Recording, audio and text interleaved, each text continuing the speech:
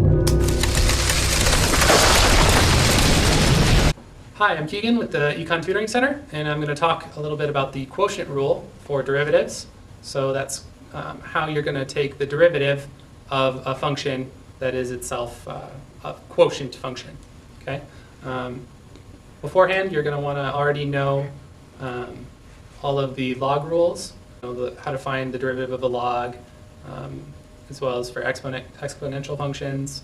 You're going to want to know the power rule, and that should just about cover it. Make sure you also know why you're taking a derivative, what a derivative is, and associated algebra. We're going to go ahead and use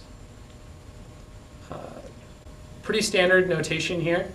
So it's possible that your professor is going to use different notation, but most likely it's going to be the same. And regardless, it's good to know all of the notation that might be used for a derivative.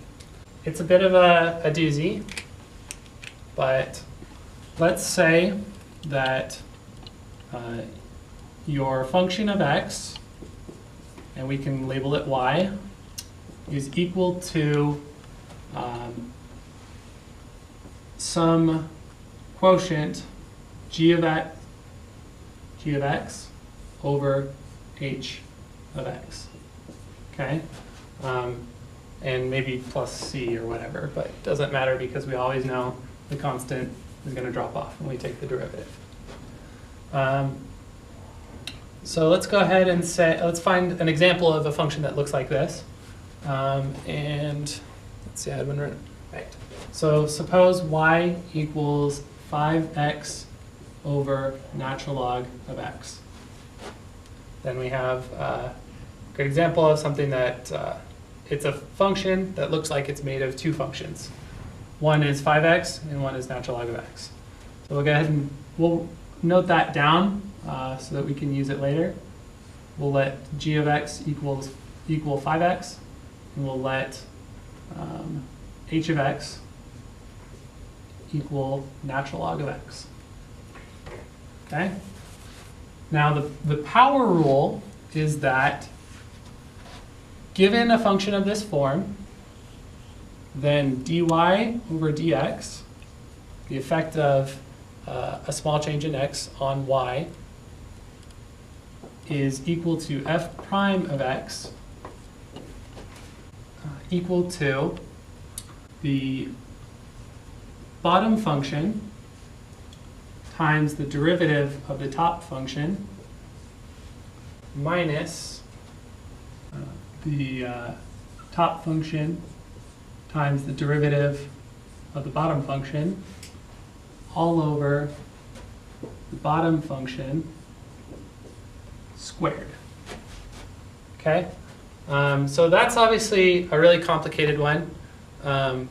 One way that I learned to remember it is low d high minus high d low all over the square of what's below. So low d high, low d high minus high d low all over the square of what's below. Anyways, so let's go ahead and apply that to the example that we used earlier. So it was y equal 5x over ln of x.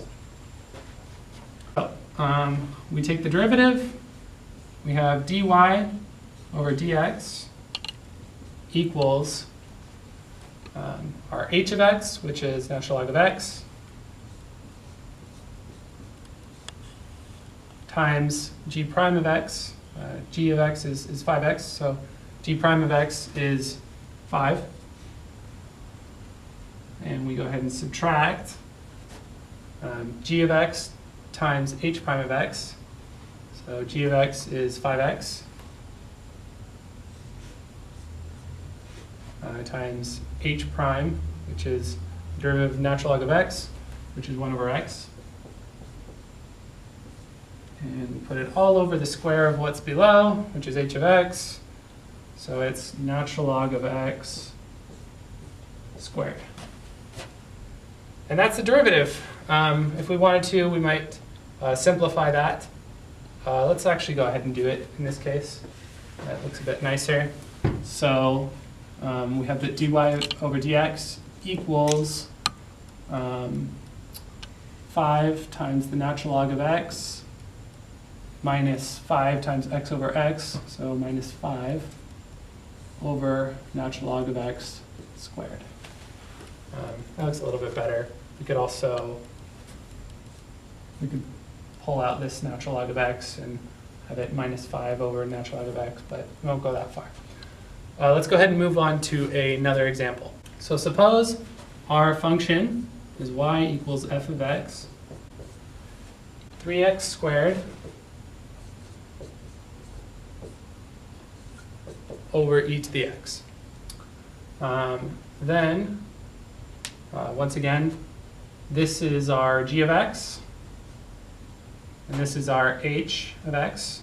And what we end up with is h of x times g prime of x, so dy over dx equals h of x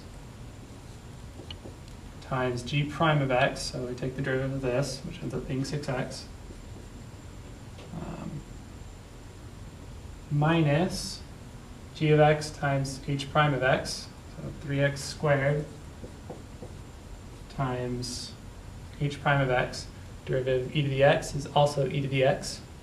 We know that from our exponential rules. So e to the x all over the square of what's below, which is e to the x squared.